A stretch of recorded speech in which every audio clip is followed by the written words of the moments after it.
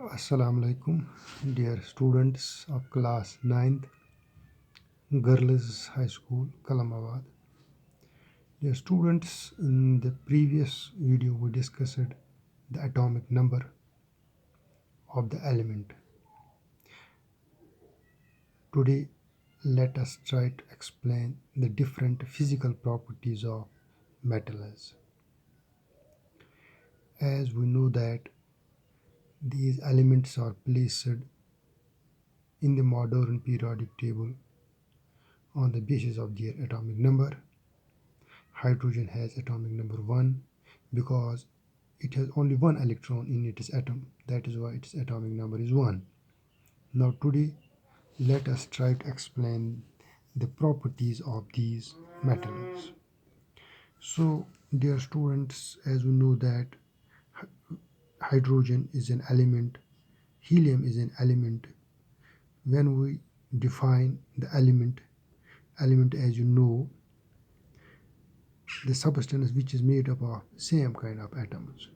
When we see the atoms of hydrogen, these all atoms are identical in size, in shape, and other properties. So far as the physical properties of metals are concerned, metals are mostly solids. Mostly these metals are solids in nature. The metal which is liquid in nature is the mercury. Ag is the symbol of the mercury.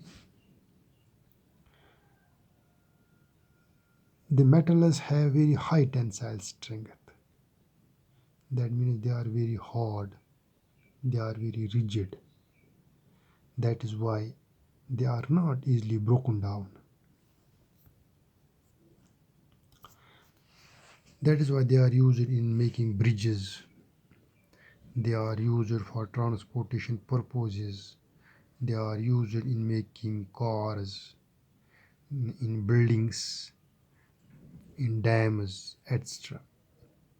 due to the property of their high tensile strength. The metals are hard. There are some exceptions like potassium is a metal which is very soft, and potassium can be cut easily with a knife. This is an exception. The other property of metal is that metals are good conductors of heat and electricity. That means the metals conduct heat and also they conduct electricity. Metals are malleable. Malleable means when we beat the metal by hammer, they form sheets, and these metal sheets are used to make different types, different shapes, different objects. So malleability means the property of metals by which the metals can be changed into sheets by hammering. Suppose we have the copper. When we hammer the copper, we form the copper sheet, and this copper sheet can be made into different shapes.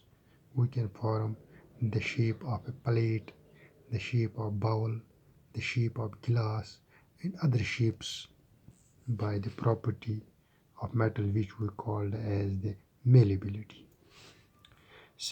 Another property of metals is that metals are ductile in nature. That means when we beat them, they are drawn into thin wires. For example, we have copper wire, we have aluminum wire, and we have gold, whose name is Iram. Iram is the Greek, this Latin name of gold. It is said that when 1 gram of gold is beaten into thin wire, it makes 2 kilometer wire without breaking. That means gold is the most ductile metal. Metals have high melting and boiling points except sodium and potassium. Sodium and potassium can be easily cut with a knife. They are so soft metals. All the metals are hard except sodium and potassium, which can be cut easily with knife. The metals have very high density. So these are the properties of metals. When we discuss the property of non-metals, non-metals are maybe solid, liquid, or gaseous. Non-metals are they are not hard, they are neither malleable, they are not ductile. They can be easily broken down when we hammer them, these non-metals. And the non-metals have very low melting points, very low boiling points.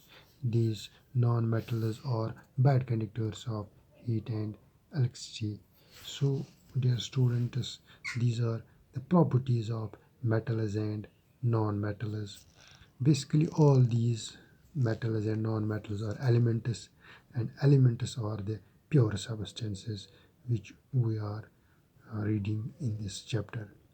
So, another part of pure substance is the compound.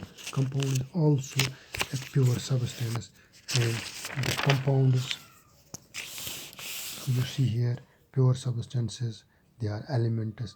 Elements may be metals, non-metals, and metalloids. The another part of the pure substance is compound. A compound, it may be the acid, base, or salt. Similar. So, dear students, we will discuss the compound, how the compound is formed, what are the different types of compounds. We will discuss this in next video. Dear students, stay connected.